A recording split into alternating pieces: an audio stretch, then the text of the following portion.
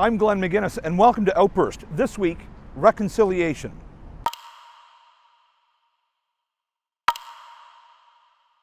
There has to be something that happens from the ground rules. If it doesn't happen, reconciliation is just another legal term by the government. You can't reconcile if you don't listen. Individual nation sovereignty. Respect. To me, reconciliation means respect. Reconciliation to me personally means that my grandma feeling comfortable to be around her family after everything she's gone through. Residential schools and everything else, like my dad went there before. He wasn't treated well in residential schools. There are a lot of non-Indigenous peoples that are very ignorant and look at us like we are a problem, like we're in the way. And personally, I've been subjected to that kind of stereotyping and hatred of people saying that I have a family full of drunk natives, and things like that are allowed to happen every day to every single one of us, and there's pretty much no repercussions for it. And reconciliation, I think, would fix that because more people would have respect for us. What kind of grade would I give the current government? On reconciliation. They talk a good talk. I mean, the most important relationship to the Trudeau government is the relationship with Indigenous peoples. And I hear that a lot. For me, I have to start seeing real action on the ground, and it's slow. It's really, really slow.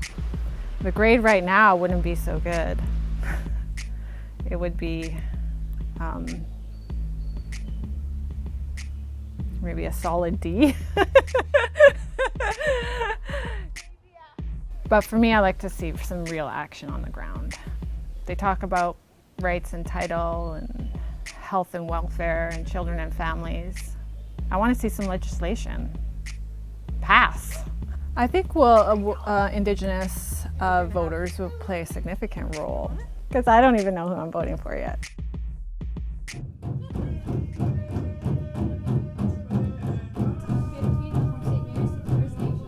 We are hosting the Carriers of Hope, Raised Voices. It's a national youth gathering of First Nations young people between the ages of 13 and 18. They're coming from all 10 Assembly of First Nation regions, and they're coming to talk, share, listen, and create. And what they've done today is created and shared 5 calls to action on First Nations education. The 5 calls to action are as follows. A call for governments to increase funding to have elders in schools teaching traditional ways. Expansion of the land and cultural programming for First Nations students in the North and those living off reserve. Increased funding for early childhood development and increased access to daycare. Equitable funding for schools with resources, support, and culturally aware faculty for all First Nations students. Inclusion of shared history and First Nations knowledge in schools. These young people are talking about what they hope for, not just for their future, but the future of their children and their grandchildren. Feel good about who you are, and you're special, and you have a purpose. What do you think are some of the biggest challenges Indigenous youth in Canada face today? Well, I think a lot of it is dealing with the lack of good education resources. You know, we heard that. You look at their calls to action, there's 2 or 3 of them that focused on the need for proper education. And as well, getting back to the land and elders, using elders and traditional knowledge. So that identity, is getting that strength back. You also heard on the need to support young mothers. I am a single mother too. More support for the young people that have single parent homes, so they need daycare, they need assistance, they need better housing. So those are some of the challenges that should be addressed.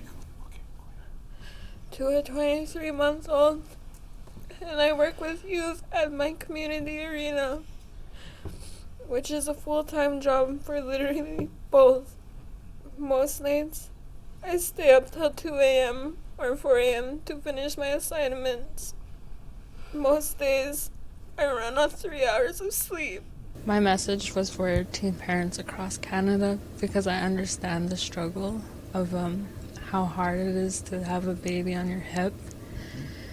And like, it's hard to go to school and like on reserve because like sometimes there's like no places to take our children.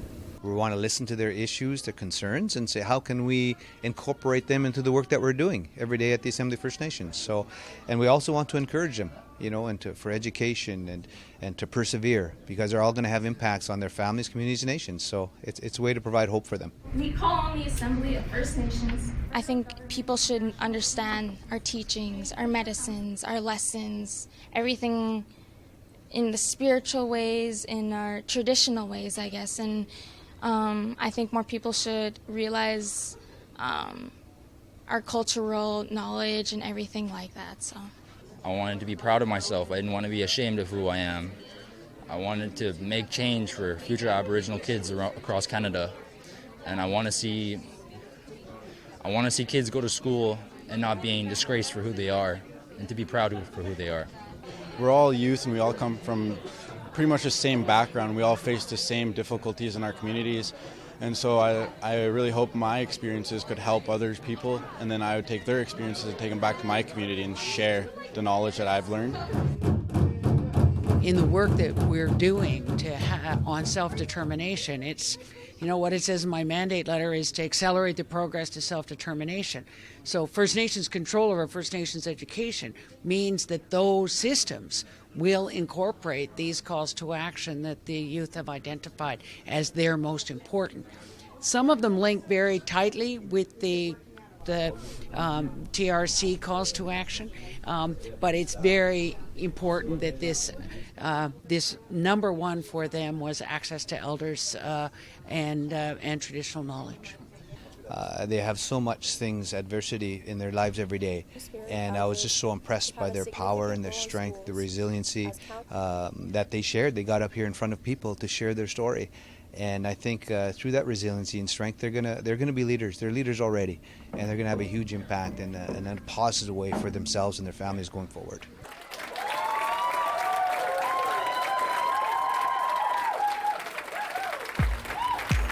You need to be able to begin to allow young people to understand the Aboriginal or Indigenous cultures. What does that really mean, right? And I don't think that that's happening.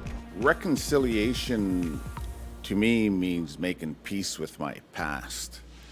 And having grown up in the system, there is a lot of peace to be made.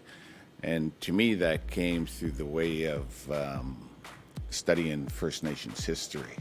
Tootoosis Nation just lost all their rights and titles to everything. They have no status out there anymore. So in order for reconciliation to start, that needs to stop. Taking away our rights and our titles needs to stop and be put aside, and let us work together. My name is Nakuset. I'm originally from Lac-La-Ronge, Saskatchewan, Treaty 6. I am the Executive Director of the Native Women's Shelter of Montreal. I'm a product of the 60 Scoop. So I was part of the AIM program, Adopt an Indian or Métis program.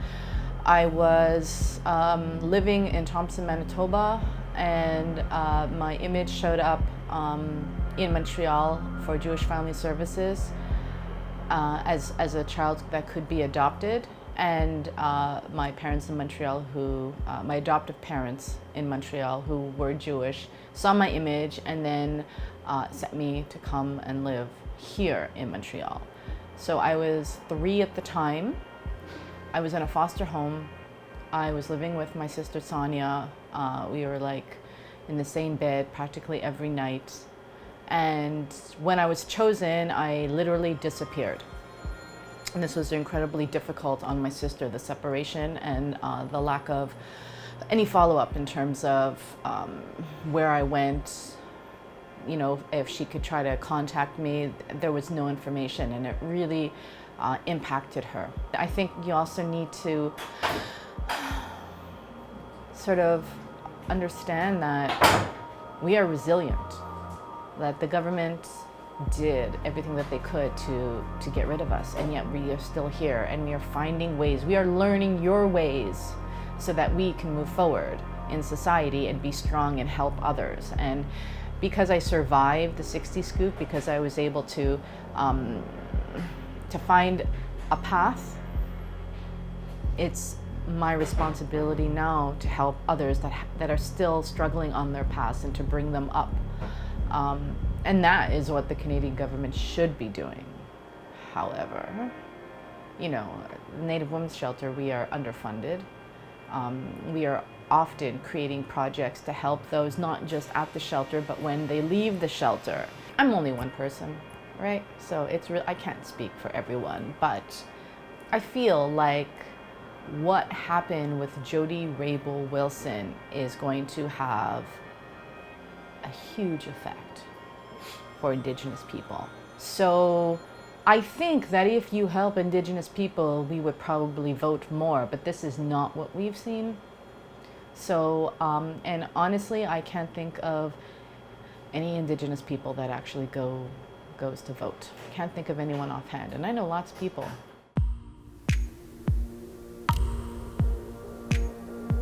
Yeah, lots of Native voters don't vote. They never go out and vote. I vote, but lots of the other ones don't vote. They don't think of any of it. They won't go out and do it, but I think I'm the only one that does. All my friends don't, but I will. If we can get enough people, and I think we're slowly getting there. Like, we're slowly getting to the point where some people are beginning to understand that there are some fairly serious problems here, but that they don't require an awful lot of change in order to be able to facilitate the change. All we got to be able to do is just stop and listen to each other. That's all we really have to do, and respect each other more than anything. And that doesn't really cost a hell of a lot of money, you know. but that's what's necessary.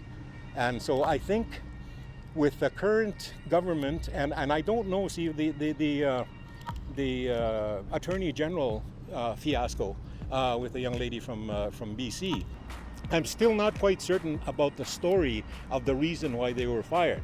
But I do know that it was a First Nations woman who was fired from her job.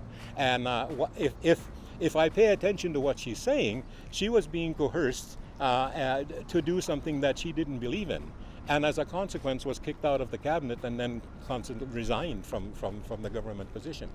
I don't think the First Nations people appreciate that much. I think as we look at that situation, we understand that we sent you a representative. We elected a person that would represent our interests, right, in your government, and look what you did to her, and look what you sent us back.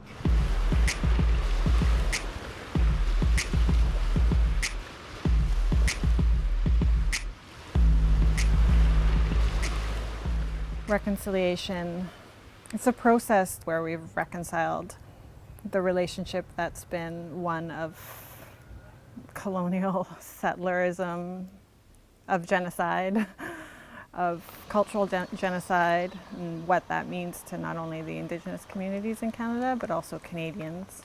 Canadians are just starting to talk about reconciliation and what that means for them. For me, as an Indigenous person in an Indigenous community, this is something we've been knocking at the door of all Canadians, you know, saying, you know, we're here. And it's hard work. As an Indigenous woman, I feel that we're in the very earliest of stages of reconciliation. I mean, even Vancouver, like to Musqueam. Like Musqueam is the territorial territory. There's an actual Indian reservation in Vancouver, and if you go out and talk to probably 9 out of 10 people in the city of Vancouver, they wouldn't even know where the reserve was. Wouldn't even know it was here. Mm-hmm. Hear it all the time. Yeah. There's a reserve in Vancouver? Yeah. Really? Yeah. You get that? You get that too? Yeah. And then we tell them where it is. Where is it? Yeah. It's mind-boggling actually, because you hear it all the time. This is the Squamish Musqueam Tsleil-Waututh territory, and people don't understand that we're still here. You know. The community the us community doesn't here. know. It's like we're a relic of the past. But I think about reconciliation not being between the Prime Minister and the National Chief of Canada. And when you say it's going to take a long time, it's going to be our children and our grandchildren that are going to have to, talk amongst one another. And a perfect example is I went to an elementary school about 2 days ago, and the grade 6 and 7s were making presentations about murdered and missing Indigenous women, residential schools, the 1969 white paper. This is grade 6 and 7, where I never learned a single thing about Indigenous history throughout my 12 years of elementary and secondary school. So I think there is promise in the future, but I don't see it at the top level. But if young children are getting together to talk about it, I think it's something that we can all think is a positive for sure. Yeah, I think that's a good thing. Like in the schools that they're looking at it, they're talking about it, they're thinking about how they can be active in reconciliation. But for like everyday Canadians, I feel there's like a great deal of they're just apathetic. There's a huge disconnect. Just like disconnected, and it's only when these like big reports come out or when we throw around the word around cultural genocide. And I don't think it was thrown around lightly. I think it was very definitive about why they used that word. But and that's the only reason or way to get regular Canadians to read the paper and say, wow. There's an issue. Yeah. There's been an issue for a very long time, and it's still going on. Like, something needs to happen. Something needs to change. I was talking about the TMX pipeline and how that issue, that file affects the way that Indigenous people vote in this area, because it's such a principle-based decision to protect our lands and waters. And if you have a government, and I feel for the government to try and have to figure that out. I don't think that's certainly not easy to do, especially with nationwide. I just can't imagine what that's going to look like. No one can come to a magical answer, you know. Yeah. So I don't know. It's going to be interesting. Our riding here, it's always been a Liberal riding in Vancouver Quadra, where Musqueam's located. I mean, Joyce Murray won by over 20,000 votes last time. There are a number of ridings. I think that the Indigenous voice is becoming more prominent. I think those will probably be a little more rural. But for our riding, it's never a question of who's going to get in. It's always been Liberal since 1980. But I do look at rural ridings as having more of an opportunity. I don't know if that's going to happen, but I think the Indigenous voice really stood up last time. The act of voting and electing people for things isn't part of our traditional culture. We had like hereditary chiefs, stuff like that. It wasn't just like voted in for something. But at the same time, like, decisions weren't made by any one person. The chiefs would consult the entire community. And so a lot of Indigenous people don't vote because they either don't know what it is really, or they don't understand it because it's pretty new to a lot of us. I don't even fully properly understand voting myself. And I think that if more Indigenous people become part of the voting, that it would have a stronger effect. Commonly, just from my family's point of view, they never participated in a vote because they don't feel there's a point in voting if nothing's going to change anyways. They don't feel that the people who are running are ever going to do anything for them. I don't think it'll affect them very much. There's not that many people go out and vote. Well, I don't know, unless they bring the vote out here, but I still don't think they're going to vote for the government. It will affect people if they don't start listening to the First Nations, because we are part of this country and we're kind of like a minority group. Well, we are a minority group, and we're almost like a third world nation in our own country. So they have to start talking if they expect unity. My name is Eleanore Sunchild. I'm an Indigenous Cree lawyer. I became a lawyer because I wanted to assist my people. I know Colten's uncle, Alvin, and when Colten was shot, Alvin approached me to assist the family in navigating the legal system with them. I am the sister of the late Colten Boushie, a 22-year-old Nehiyaw Napio from the Red Pheasant First Nation, a Cree community in the state of Canada. Colten and his Indigenous friends drove onto a settler farm one afternoon in August 2016 where he was shot in the back of the head by a non-Indigenous farmer named Gerald Stanley.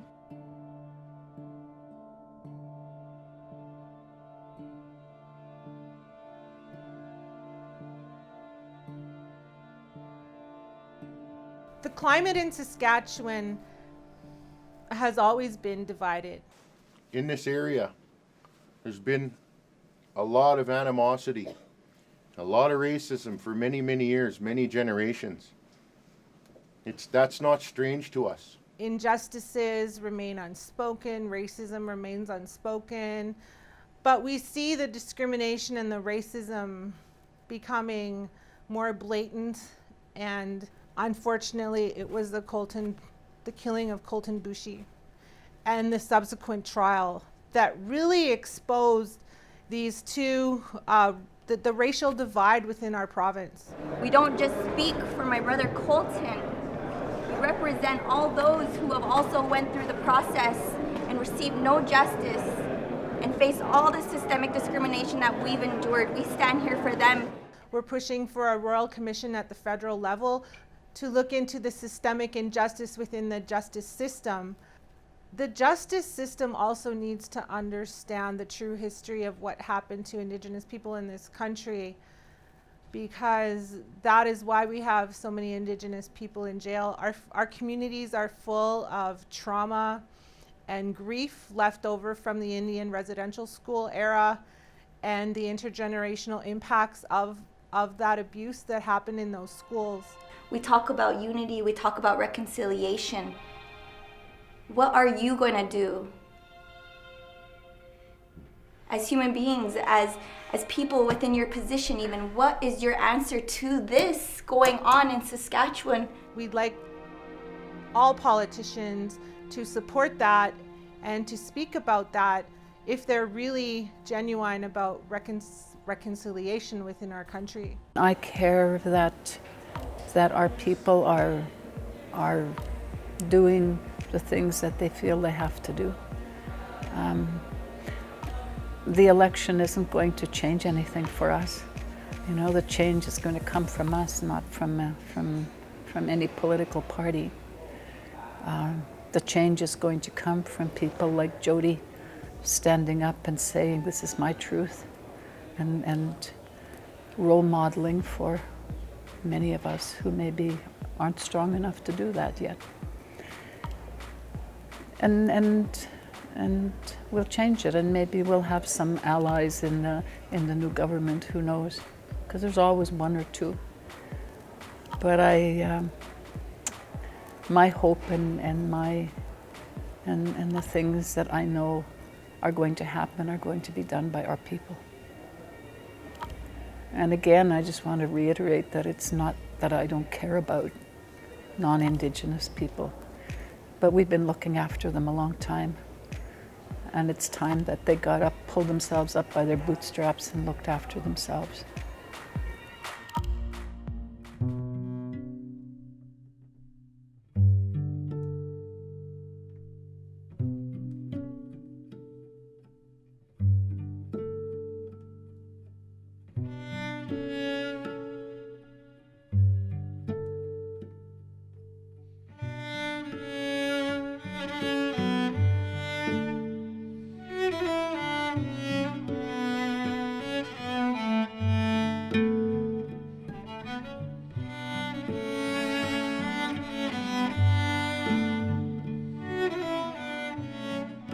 First Nations warriors knowing the terrain of the land, I guess utilizing what they might call guerrilla warfare tactics today, but primarily because they knew the lay of the land. They were able to outsmart the Colonel Otter and his 300 men And basically, Colonel Lauder's men got in a little trouble, and they realized they had to retreat. And as opposed to the warriors' wishes, Poundmaker stepped in and stopped them from potentially annihilating Colonel Lauder, because they were in really big trouble.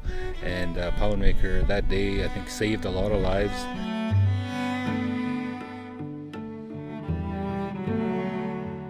(1868) policy to replace traditional Indian governments with simple municipal institutions. Okay? Again, okay? Eradication of our way, okay, of governing, okay? And take that away, then you're no longer governing the land, then somebody else can. There was a wrong there, and that they did not receive a fair trial, and that a lot of the information and facts were fabricated, and which resulted in the conviction of a treason felony and ultimately incarceration.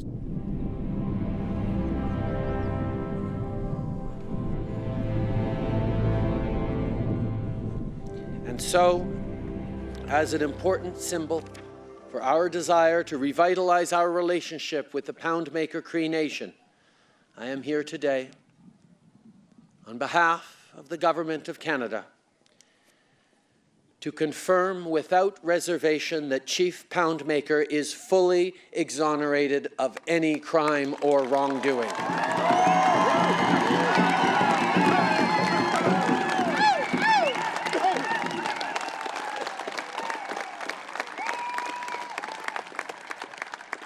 I would also like to offer all members of the Poundmaker Cree Nation, past and present, an apology for the historic injustices, hardship, and oppression suffered by Chief Poundmaker and your community on behalf of the Government of Canada and all Canadians. I believe that it has to do with that feeling of finally recognized of what happened to us. It opens the door for other people to know what we went through, because a lot of people don't have no idea what we went through. When the whole ceremony was going on and the Prime Minister actually pronounced Poundmaker exonerated of the injustice that he's gone through, for me it was very emotional to hear that and to see this man announce that. And my immediate thought was, what happened to our people the last 500 years? And then what happened to our people here in Poundmaker 133 years ago? My immediate thought now, 133 years ago, no, what about the next 133 years? That was my immediate thought that went on. At the end of the day, it's about telling the truth, and we're I'm excited because I have children and grandchildren. They will now know, and they will now know the truth, and hopefully we will add a chapter to some of the history books, and that there will be no longer references to Poundmaker as a traitor, but he should be identified now as a hero, as a peacemaker, and a diplomat, and an individual that should be as well known as some of the most prominent Canadian citizens in this country.